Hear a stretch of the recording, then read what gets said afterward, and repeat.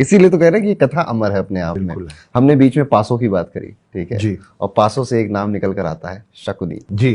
And most interesting character of Mahabharata. Correct. और शकुनी ने ही बहुत सारे जो वृतांत हैं महाभारत में उनको मोड़ा है। और श्री कृष्ण के कहा जाता है कि चालाकी में अगर श्री कृष्ण है सामने तो महाभारत में कोई उनकी टक्कर ले रहा था तो शकुनी ही था। सो आपको कैसा लगता है शकुनी? देखिए, अगर शकुनी नहीं होते तो कृष्ण बहुत आराम से बहुत पहले दुर्योधन को 5 गांव के लिए राजी कर चुके होते। 5 गांव दुर्योधन दे देता क्योंकि कृष्ण के समझाने में वो बात थी।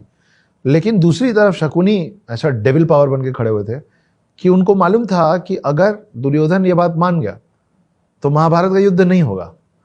पर आपको बड़ा अचरज होगा जान के कि जो शकुनी था वो किसी का हितैषी वेलविशर नहीं था। शकुनी चाहता था कि महाभारत हो और भाई भाई के खिलाफ खड़ा हो और पूरा कुरुवंश एक दूसरे को बर्बाद कर दे, नष्ट कर दे। तो उसके लिए जरूरी था कि महाभारत हो। और अगर दुर्योधन कृष्ण की कोई भी बात मान जाता तो महाभारत टल जाता। तो कृष्ण की बात का वजन लगातार दुर्योधन के कान में गिराने वाला वो शकुनी था। पर शकुनी ऐसा क्यों करता था? उसके पीछे एक बहुत ज्यादा इंटरेस्टिंग कहानी है। कहानी यह है कि हमको फिर भीष्म पितामह से मिलने जाना पड़ेगा, सॉरी, लेकिन मजा आएगा आपको।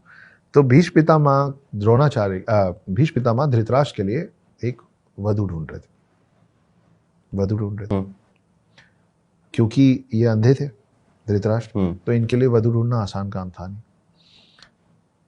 तो एक छोटा सा राज्य था जिसका नाम था गांधार, जिसके जो राजा थे उनको गांधार नरेश बोला जाता था। ये गांधार वही है जिसको आज की डेट में आप और हम अफगानिस्तान के अंदर कंधार के नाम से जानते हैं। वो छोटे से राज्य में जो उनकी जो प्रिंसेस थी, उनकी जो राजकुमारी थी, वो थी गांधारी। भीष्म पितामह बहुत ज्यादा बलशाली, बहुत ज्यादा ताकतवर थे, उनसे कोई लड़ने का सोच भी नहीं सकता था। वो पहुंचे और उन्होंने पूछा नहीं, उन्होंने फरमान सुना दिया कि हम आपकी बेटी को अपने कुरुवंश की वधु बना रहे हैं, हस्तिनापुर की रानी बनेगी।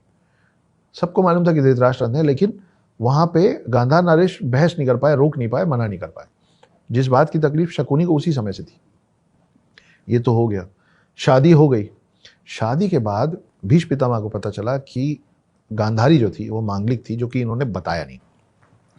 तो पुराने समय में माना जाता था कि कोई मांगलिक है तो पहले उसकी शादी बकरे से या पेड़ से या कुत्ते से करवा दो, क्योंकि ताकि जो भी उस मांगलिक, ये आप मुझसे बेहतर बता पाएंगे, पर मांगलिक दोष जो है वो पति के ऊपर नहीं आएगा और जो भी नुकसान होना वाला होगा उसको हो जाएगा।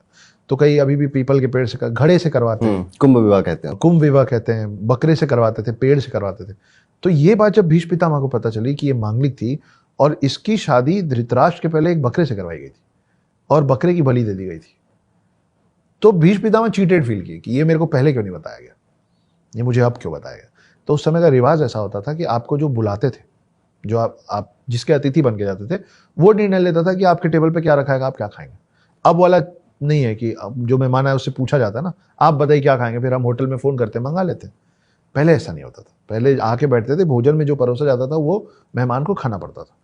तो भीष्म पितामह बोले गांधार नरेश को कि अपने पूरे कुनबे को लेके आइए, मैं सब लोगों का आवभगत करूंगा। तो छोटा सा राज्य, उसका एक कुनबा, सारे रिश्तेदारों को लेकर अब गांधार नरेश आना ही पड़ा, आ गए। जैसे ही वो आया उन सबको जेल में ठूस दिया गया। ओके। और भीष्म पितामह उनको एक मुट्ठी चावल देते थे रोज। तो शकुनी भी था जेल में? जी। Okay. Prince of Gandhara Shakuni. तो एक मुट्ठी चावल मिलता था, बोले इसी में सब लोग खा लो। अब एक मुट्ठी चावल में 4-4, 6-6 दाना मिल रहा था लोगों को, रोज लोग मर रहे थे। तो सारे लोग मिलकर डिसाइड किए कि भाई हमारा प्रिंस तो शकुनी है, ऐसे तो सब मर जाएंगे लेकिन लीगेसी को आगे बढ़ाने के लिए कोई तो जिंदा चाहिए। अब ये सारे लोग वो अपने हिस्से का चावल खाना छोड़ दिए और पूरा एक मुट्ठी चावल दिया जाता था शकुनी को खाने के लिए। शकुनी रोज बैठ के वो एक मुट्ठी चावल खाता था और रोज अपने परिजन लोग को मरते हुए देखता था उस जेल के अंदर। इस बीच में भीष्म पितामह किसी युद्ध में निकल गए और वो लोग अंदर ही पड़े रह गए। जब तक भीष्म पितामह लौटे तब तक सब मर गए थे सिवाय शकुनी के। और आखिरी में शकुनी के अलावा मरने में जो लास्ट थे वो गांधार नरेश खुद थे। गांधार नरेश बहुत कमजोर हो गए थे। गांधार नरेश ने एक दिन शकुनी को बोला कि शकुनी, बस मुझे लग रहा है मेरे भी जाने का वक्त आ गया, मैं तुमको एक गिफ्ट देना चाहता हूँ, एक तोहफा देना चाहता हूँ, एक भेंट देना चाहता हूँ। तो बोले बोलिए। बोले खड़े हो और मेरे पास आओ। शकुनी चल के पास में गया। गांधार नरेश के शरीर में जितनी शक्ति बची थी पूरी शक्ति को अपने पैर में डाल के अपने ही बेटे के घुटने में इतनी जोर से लात मारे कि उसका घुटना टूट गया। शकुनी दर्द से कराहने लग गया और बोला ये क्या किया? बोले तुम इतने बड़े अय्याश हो कि जब तुम यहां से निकलोगे ना, थोड़े दिन में तुम वही राजपाट और बाकी सब, तुमको जुआ खेलने का इतना शौक, मदिरा पान का शौक, तुम भूल जाओगे कि यहाँ इतने समय इस जेल के अंदर क्या हुआ था। मैंने तुम्हारा घुटना तोड़ दिया। अब जब तुम चलोगे ना तो हर कदम में तुमको याद आएगा कि यहाँ हमारे साथ क्या हुआ था, क्योंकि अब तुम जीवन भर लंगड़ा के चलोगे। और रही बात उस भेंट की जो मैंने तुमसे प्रॉमिस किया था, बस मैं मरने वाला हूँ, मैं जब मर जाऊंगा ना तो मेरे जो शरीर की हड्डियां होंगी उसका अस्थि विसर्जन मत करना, उन हड्डियों से बनवाना 2 पासे। और ये जो तुम्हारा घुटना तोड़ा है ना मैंने, उसके एवज में तुमको ये शक्ति दे रहा हूं कि उस पासे में तुम जो चाहोगे वही आएगा। तो तुमको जुआ खेलने का शौक है ना, वो पासे तुमको कभी हारने नहीं देंगे। इसीलिए आप कभी भी महाभारत देखेंगे ना तो शकुनी ऐसे ऐसे ही करता रहता है, उस पासे को चेंज नहीं करता। वो पासा उसके पिता के हड्डियों से बना हुआ था। और जब फिर शकुनी निकला, और इसीलिए आप शकुनी को देखते हैं, शकुनी हमेशा लंगड़ाता रहता है। उसके पिता ने उसका पांव तोड़ा था। तो पहली प्रॉब्लम शकुनी को कि मेरी बहन गांधारी को एक अंधे से ब्याह दिए, तो कुरुवंश से चिढ़। उसके बाद भीष्म पितामह ने क्या किया, तो भीष्म पितामह समर्पित थे कुरुवंश पे ना, तो बोले ये जिसके प्रति समर्पित है ना, मैं उस पूरे राज्य को अकेला तबाह कर दूं। लेकिन शक्ति से तो कर नहीं सकते थे, कुरुवंश बहुत। तब वो धीरे धीरे करके दुर्योधन के करीब आए और दुर्योधन का कान भरते भरते भरते भरते और धृतराष्ट्र को भी समझाते थे, उन लोगों को तैयार किया। वो पूरा बिसात बिछाया महाभारत का, जिसमें एक तरफ कृष्ण, पांडव और बड़े बड़े योद्धा, और दूसरी तरफ कौरव और कर्ण और भीष्म पितामह और द्रोणाचार्य और कृपाचार्य, खुद शकुनी, ये सब एक तरफ। तो महाभारत एक कथा बदले की भी है।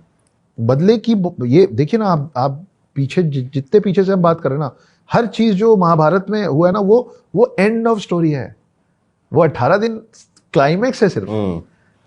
एक फिल्म की, एक कहानी का क्लाइमेक्स 18 दिन ही हमको पता है लेकिन हर क्लाइमेक्स से पहले फिल्म का पहला सीन होता है ना, जहां पृष्ठभूमि सेट की जाती है, स्टैब्लिशमेंट ऑफ कैरेक्टर्स होता है कि कौन क्या कर रहा है और क्यों कर रहा है। तो शकुनी जो कर रहा था वो इसलिए कर रहा था। और अगर पांडव हार जाते और कौरव जीत जाते, ये कहा गया ना कि विनर्स राइट द हिस्ट्री, जो जीतता है वो हिस्ट्री लिखता है। अगर सेकेंड वर्ल्ड वॉर में जर्मनी जीत गया होता तो आज हम हिटलर के बारे में अच्छा पढ़ रहे होते। मानते हैं ना आप? अगर पांडव हार जाते और कौरव जीत जाते तो आज आप और मैं कृष्ण की जगह शकुनी की पूजा करते होते, और शकुनी को वो स्थान मिलता जो कृष्ण को मिला हुआ है।